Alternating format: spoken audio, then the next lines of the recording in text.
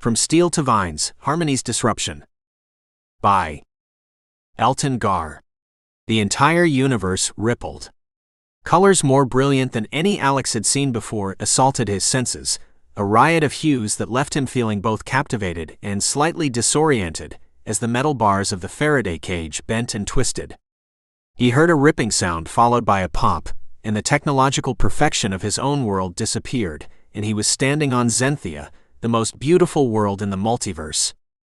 There were still hints of technology here. He was still inside a Faraday cage. This one was in a clearing. The only thing protecting it from the elements were a few canvas sheets that weren't even put together well enough for him to call it a tent. Even the computers seemed more natural than those in his own world. Not just that they had curves and water cooling. Both of those were uncommon, but not unheard of in his own world. It was that the largest of them had a vine circling around it. It seemed like that would have to wear things down faster, but the Zenthia natives understood their own technology as well as his people understood theirs. The difference was that while his people had used technology to separate themselves from nature, the Zenthians had found ways for the two to work together. A short man with tightly curled blonde hair, narrow eyes, and a broad flat nose opened the metal door to the cage and made a gesture for Alex to step out. As Alex followed, he couldn't help but compare the man's peculiar mannerisms to an eccentric university professor who had a similar habit of making exaggerated gestures during lectures.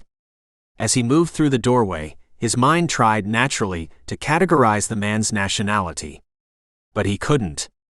There were universes nearly identical to his in the Crossworld network, but Zenthia wasn't one of them. And one of the ways it was different was that there were entirely different nationalities with their own cultural and physical differences. We welcome you to Zenthia, the most beautiful world in the multiverse, the man said, making another flourish that included folding his arms across his chest and twisting at his waist. It was odd, and a bit uncomfortable looking, but probably no more odd than bowing or even shaking hands. There was a moment of quiet, as Alex expected the man to go on. But he waited there in silence until Alex realized he wasn't going to ask him any questions or tell him to do anything. So he reached inside his jacket and pulled out his papers. The man took them and said, "There is a place for you to stay just a few thousand steps from here." The man turned and began to walk. As he did, Alex focused more on him. He wore modern clothing, but made of natural fibers. It didn't have any coloring or buttons, instead using strips of cloth to keep it shut. Most interesting were his feet. The man looked almost barefoot, but as Alex looked carefully, he saw that he had on what he could only call an artificial sole that went from just behind his toes to the back of his heel. It didn't cover his toes or the top of his foot. That would protect his feet well while still allowing him to feel the ground, a clever blend of practicality and natural harmony. He also began to recognize that while this appeared to be a wild jungle, it wasn't. There were wide paths that people walked down, and every tree seemed to have been meticulously placed, so it helped keep this place feeling natural while not interfering with the flow of foot traffic. Along with all of that, there were chairs, tables, and in the upper branches, even beds that were simply outside. People sat in mixed groups chatting or playing games. At one point, they cut across a clearing that Alex decided was a classroom with a dozen chairs in a circle. A tall woman at its center was using a holographic display to describe something Alex didn't understand. It was that piece of advanced technology that reminded Alex this world had advanced far enough to contact the multiverse, just like the tens of thousands of other worlds who had joined the Crossworld network. The people of Zenthia didn't live in harmony with nature because they had no choice. The harmony was their choice, and while there were aspects of it that made Alex uncomfortable, he saw the value. Then there was a flicker. That was the only way he could explain it. It was as if the area in front of him was, for a minute, a different world, jarring him with its stark contrast. It was a world of concrete and steel. In many ways the same as the Earth he had left, but with black clouds of smoke and a dry burnt landscape. He could even smell the smog. "What was that?" Alex asked, stopping as he walked. His first assumption was that it was him. He had heard rumors of people becoming unstuck.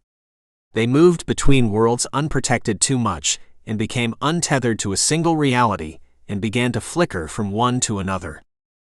Our world is a central hub in the crossworlds. Every city in our world has shift-walking portals like the one you came through. It has had some effects.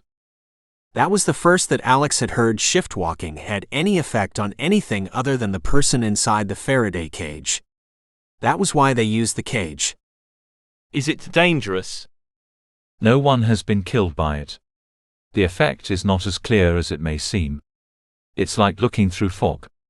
It seems thicker as it is further away, but it is simply because you are looking through more of it. Alex wasn't entirely certain he understood, but any thought of it was interrupted as he reached the room he would be staying in. Based on what he had seen so far, he hadn't assumed it would actually be a room, but he was wrong. It seemed that the people of Zenthia had prepared for visitors. It was still a strange room. It had almost the look of a large nest, with long, soft branches weaved together to create walls, and the doorway simply being a place where there were fewer branches and a blanket to give him privacy. Inside, the floor was the same soft moss as everywhere. At the far end of the single room was an almost entirely normal-looking bed. If he didn't know better, Alex would assume it was imported, but shift-walking just didn't work that way. You could, if you truly wanted, move items around in the crossworlds, but it was far too expensive to be useful. There was very little else here that looked like something he would find in his own world. The kitchen, if you wanted to call it that, had several plants growing from earthenware pots and 2 vines that hung from holes in the ceiling.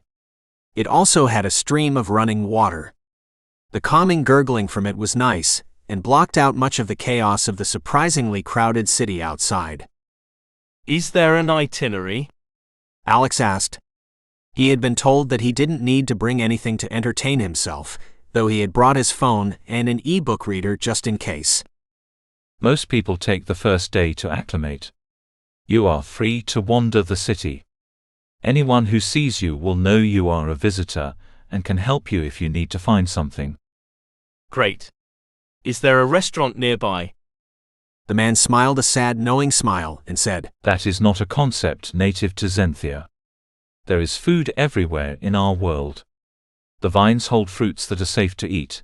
There are berries and leaves everywhere. If you are unable to find a sufficient amount, simply ask and you will be shown more. How do I know if something is poisonous? So long as you remain inside the city, it will not be. We understand that your people do not understand biology as well as ours, but we have made the plants in our city safe. You may eat anything you see, though the bark is not entirely pleasant. It was the first hint of superiority that Alex had gotten from anyone on Zenthia, and even that was far less harsh than he would have heard on his own world.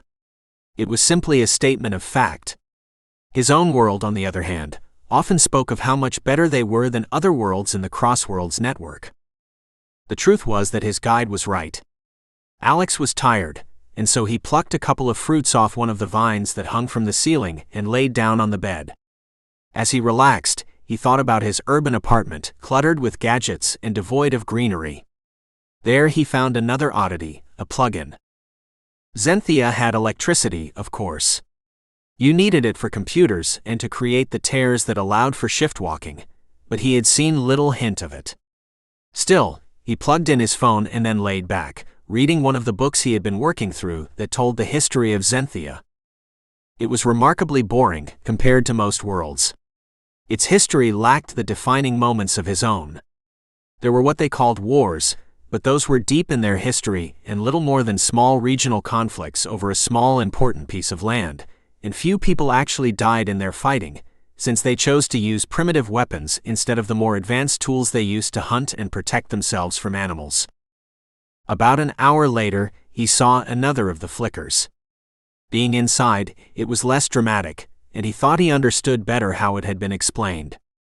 He couldn't see as far here, which meant that the image of the other world didn't have the force it did before. It was more like a haze. The world he saw was also different.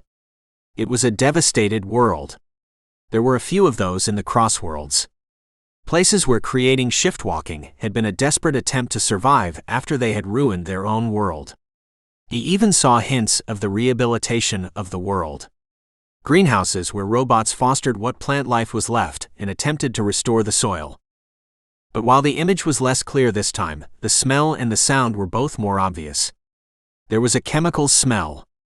Not entirely unpleasant, but far less natural than anything here, along with a hint of gasoline and rust. He had never thought about rust as smelling before he got here, but the tang struck him. Along with it, there was a creaking of a metal structure, and he saw something that had once been a part of a building collapse. A large piece of metal falling down through the wall of the building he was in, like a strange ghost. It didn't do any damage, of course. It was too diffused. But it woke him from his relaxed state, and he went outside. He hadn't really seen how the Zenthians reacted before. He had been too surprised, but now he saw it. Many of them kept going as if nothing had happened. They had clearly grown used to this, but others clustered together in small groups talking, their hands moving wildly as they often did. He stepped out, and a young boy called out, "It's one of them." It didn't sound like an accusation. More like fear. The boy's curiosity reminded Alex of his nephew back home. A hint of xenophobia he didn't expect, from a world that was described as a hub world, to the cross-world network where they must see tourists all the time. A woman, who didn't look similar enough to him to be his mother, put her hand on his shoulder and said something quietly. The boy ducked behind her. Not wanting to cause more problems and not entirely sure what was going on, Alex walked in the other direction. Now alone on this world for the first time, he began to notice more things. The sides of the walkways were illuminated by what he had assumed were plants, but now saw that they were technology designed to blend in seamlessly with the plants. And he saw that the people used more gadgets than he had thought at first. Their phones were the most interesting, because you could almost miss that people were using them, as they weaved the headsets into their hair, and the phone wasn't a square box, but round, with the look of a piece of wood that had been sliced out of a tree. Even the cords looked like vines. But he saw something else. Most of the people were friendly, but some gave him darker looks. He knew he was clearly an outsider. His clothes were nothing like what they wore, and he was taller than almost anyone. When he got hungry, he stopped at a long vine that hung down from one of the trees. There were several people around it, but they moved as he approached. He took a long fruit with a soft peel. He then looked around and saw a small child eating the fruit and peel. He knew it was possible the kid was simply odd, but no one stopped him, so Alex carefully took a small piece of the peel and put it in his mouth. It was sweet and tangy. Like nothing he had ever tried. Then, as he was chewing, there was another flicker. This one showed a neighborhood that, until now, Alex might have considered more natural. Hundreds of houses, each one the identical design as the others, but for a few small details. The perfectly maintained yards now looked almost gross in their artificiality, and the square walls that had once seemed obvious felt sterile. "Is that what it's like in your world?" A woman asked. She was about Alex's age and smiled as he glanced at her, showing a gap in her teeth that would have been fixed in his own world, but seemed to fit the people here, who didn't go out of their way to change the way they looked beyond simple hygiene. Not entirely. But it's closer to what my world is like than Zenthia is, or any of the other flashes of other worlds I've seen today. Yes, today has not been a pleasant experience. But I do not think I would want to live in that world either, she said, as the long rows of houses began to disappear, leaving the smell of freshly cut grass. I suppose most people feel most comfortable in the world they grew up in, Alex said, not sure how this conversation should go or why it was happening at all. Perhaps that is why each seems to encourage the other to become more like them, instead of enjoying the differences. Even our world complains that the others do not respect their worlds the way they should.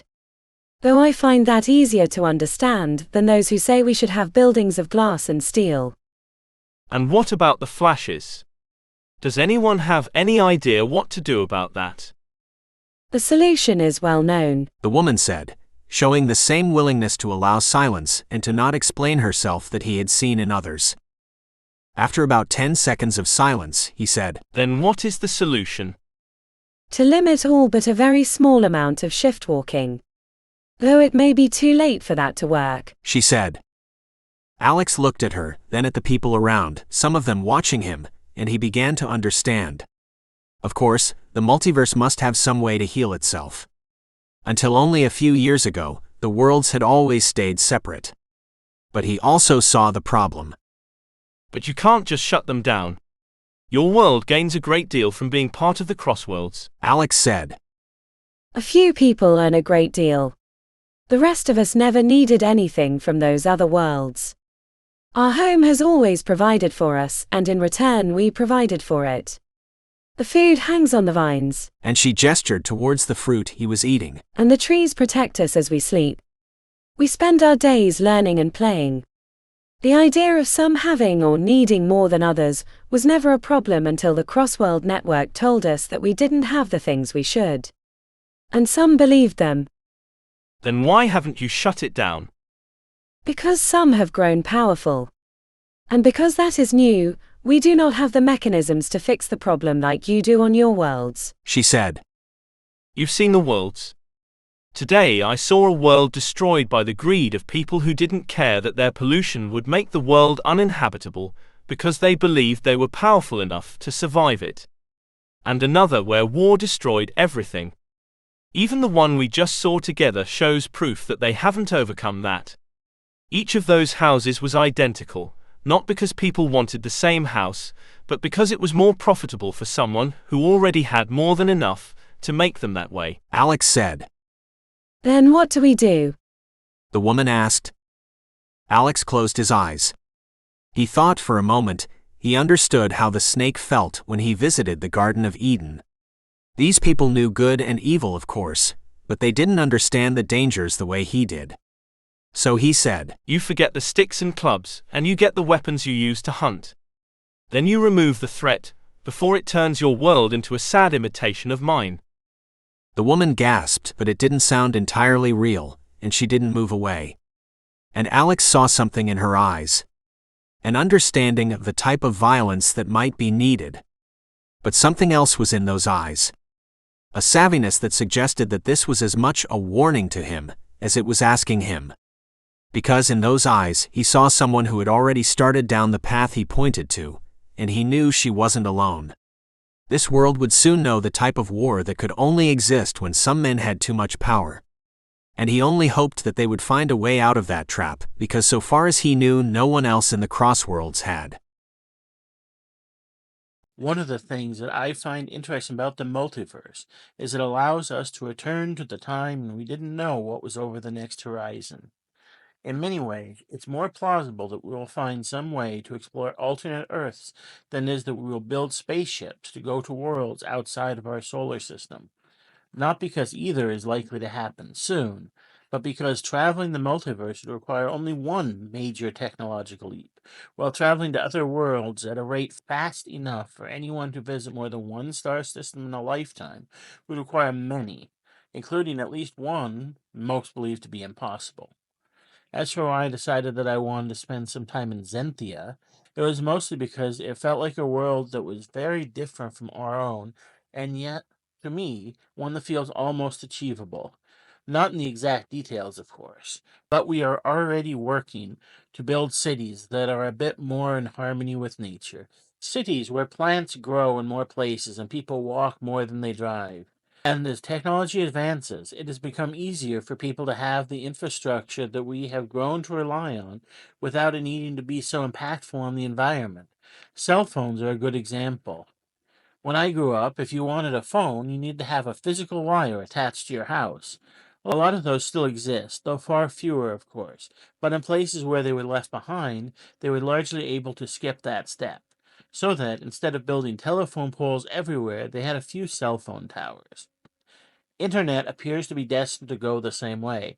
It might not happen immediately, but given time, I think most landline internet will be eliminated. With those two available anywhere, and solar and battery power improving, the ability to live off the grid, while not giving up most of the things we want, will become far easier. It's not perfect.